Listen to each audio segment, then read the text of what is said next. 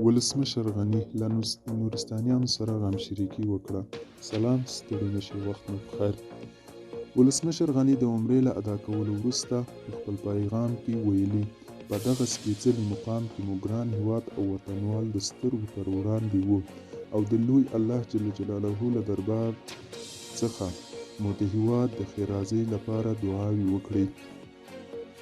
ولسمشر غني د نورستان بوږنوونکې پېښې یادونه کړې او له قربانیانو سره یې ژوره خواشیني څرګنده کړې ده.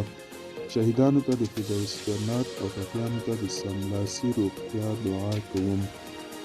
وړاندې ولسمشر زیاته کړې، هیله لرم د یو هوسا، خپلواک، ولسمحوره، باسواده او د ټولو ښځینه او نارینه وګړو د حقونو متضمن افغانستان لپاره مو ترسره شوې دعاوې رب په خپل دربار کې قبولې کړي.